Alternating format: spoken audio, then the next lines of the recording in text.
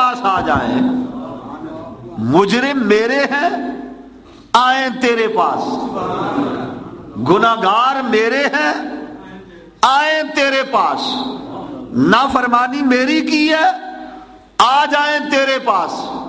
یا اللہ دنیا کا اصول اور قانون یہ ہے کہ جس سے کی نافرمانی ہو توبہ بھی اسی سے کی جاتی ہے، معذرت بھی اسی سے کی جاتی ہے۔ کوئی رشتہ دار ناراض ہو، کوئی بزرگ ناراض ہو، والدین ناراض ہو، کوئی بڑا ناراض ہو تو جس کی نافرمانی کی معذرت بھی اسی سے کرو، معافی بھی اسی سے مانگو۔ مولا مجرم ہم تیرے، گناہگار تیرے، جرم کیا تیرا، نافرمانی کی تیری، ظلم کیا اپنی جان پر، چاہیے یہ تھا کہ تجھ سے معافی مانگتے، تیرے پاس آتے، مگر تو نے فرمایا جاؤ کا، میرے پاس آنے والوں میرے پاس نہ آنا، سیدھے میرے محبوب کی بارگاہ میں چلے جاؤ۔ جاؤ کا، نبی کی بارگاہ میں آ جاؤ۔ کیوں؟ حضور صلی اللہ علیہ وسلم کی بارگاہ میں کیوں؟ جاؤ کا حکم کیوں دیا؟ اس میں کیا راز ہے؟ اس میں کیا حکمت ہے؟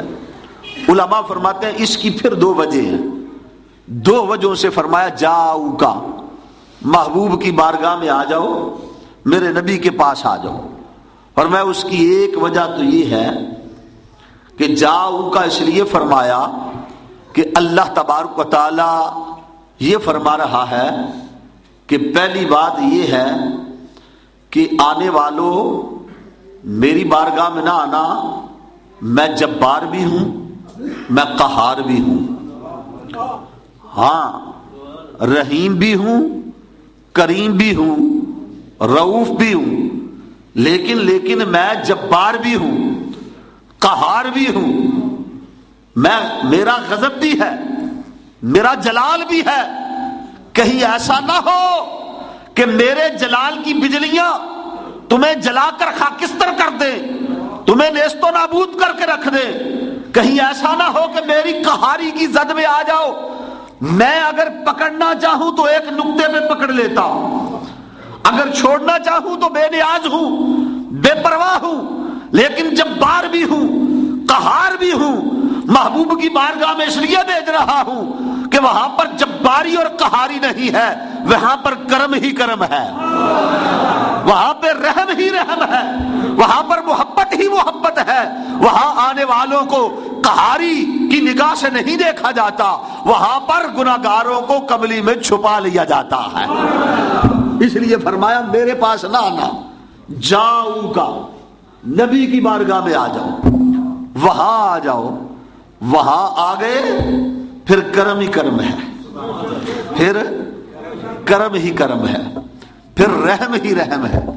اور اعلیٰ حضرت فاضل بریلوی رحمۃ اللہ تعالی علیہ فرماتے ہیں نا، وہی رب ہے جس نے تجھ کو ہمتن کرم بنایا، ہمیں بھیک مانگنے کو تیرا آستاں بتایا۔ اللہ نے یہ کیسا رستہ بتا دیا، فرمایا کہ کرم ہی کرم محبوب کو میں نے بنایا، رحمت للعالمین میں نے بنایا، اب وہ رستہ بھی تمہیں میں ہی دکھا رہا، ادھر نہ آؤ ادھر جاؤ۔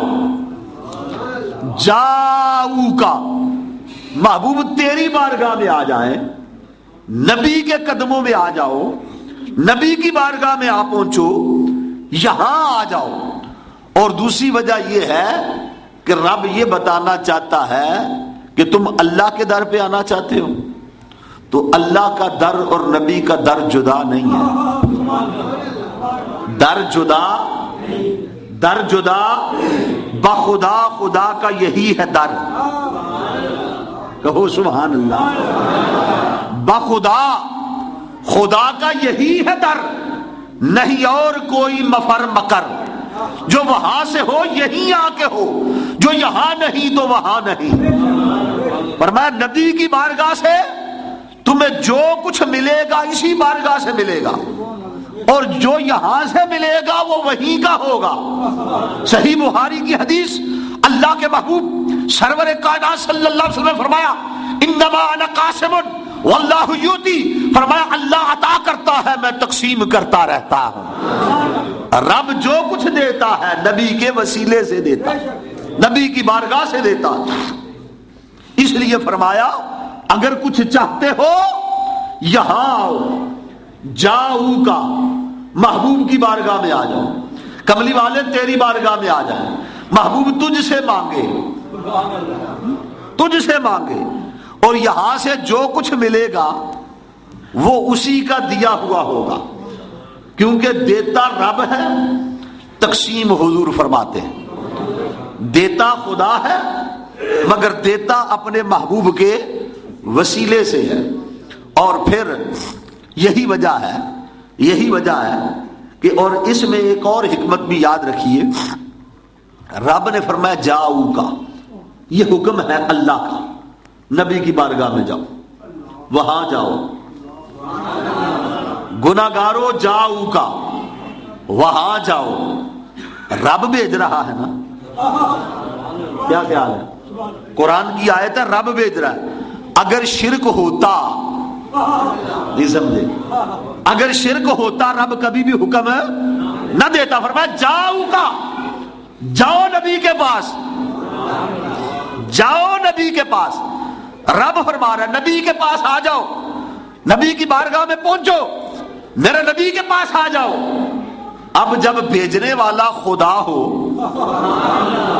توجہ، بھیجنے والا خدا ہو اور دینے والا مصطفیٰ ہو، رب بھیجے تو پھر اعلیٰ حضرت کی زبان سے امام اہل سنت نے اسی مضمون کو یوں بیان فرمایا، آپ فرماتے ہیں مجرم بلائے آئے ہیں، جاؤ کا ہے گواہ، مجرم بلائے آئے ہیں، جاؤ کا ہے گواہ، پھر رد ہو کب یہ شان کریموں کے در کی ہے۔ فرماتے ہم اپنی طرف سے تو نہیں آئے، رب نے حکم دیا ہے، آقا نے بلایا ہے، تو جب بلائے، جب کوئی کریم کسی کو اپنے در پہ بلاتا ہے تو جو بلاتا ہے پھر وہ رد نہیں کرتا، پھر وہ خالی نہیں بھیجتا، جو بلانے والا ہے وہ ضرور دے کر بھیجتا ہے۔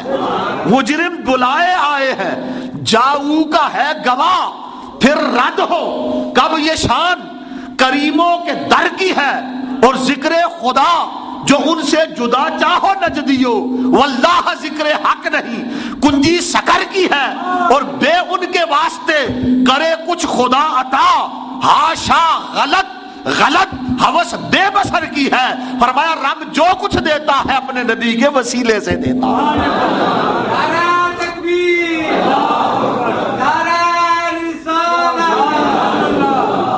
دیتا خدا ہے مگر محبوب کے وسیلے سے دیتا ہے، نبی کی وساطت سے دیتا ہے، رب دیتا ہے، حضور تقسیم فرماتے ہیں، یہ حکم ہے اللہ کا۔ مجرموں، گناہگاروں، گناہ کر بیٹھے ہو، یا اللہ حکم بخشوانا چاہتے ہیں، فرمایا جاؤ کا پہلی شرط یہ ہے نبی کی بارگاہ میں آ جاؤ۔ یا اللہ ہم پہنچ گئے، آ گئے، اور اس پر آگے تفصیلات ہیں۔ علماء نے فرمایا یہاں پر اللہ نے یہ نہیں فرمایا کہ جا بالمدینہ، مدینہ طیبہ میں آ جاؤ، جاؤ کا جس طرح بھی پہنچو، اگر تم وہاں پہنچ جاؤ تو یہ تو سونے پہ سہاگا ہے، اگر تم وہاں نہیں جا سکتے تو وہ تو یہاں آ سکتے ہیں، چاہے یہاں بیٹھے بیٹھے ان کا وسیلہ لے لو یا خود چلے جاؤ، دونوں طرح جیسے ممکن ہو، جیسے اللہ استطاعت اور توفیق دے دے۔ فرمایا جاؤ کا پہلی شرط ہے گناہگار کے لیے، گناہ بخشوانے کے لیے نبی کی بارگاہ میں حاضر ہو جاؤ۔ یا اللہ حاضر ہو گئے، اب کیا کریں؟ اب آ گئے ہیں، رب فرماتا فاستغفر اللہ، اب اللہ سے معافی مانگو، آؤ نبی کی بارگاہ میں معافی رب سے مانگو۔ یا اللہ اگر تجھ سے ہی معافی مانگنی تھی تو گھر میں بیٹھ کے مانگ لیتے، اپنے کمرے میں بیٹھ کے مانگ لیتے، تو ہر جگہ ہے نا، ہر جگہ ہے، اگر معافی تجھ سے ہی مانگنی ہے ہم استغفار گھر میں بیٹھ کر پڑھ لیتے، مسجد میں مانگ لیتے، محلے کی مسجد میں، شہر کی جامعہ مسجد میں مانگ لیتے، کسی اور مقام پہ تجھ سے معافی مانگ لیتے، کافی نہیں تھا؟ رب فرماتا ہے نہیں، یہی تو شرک ختم کرنا ہے نا، پہلے جاؤ کا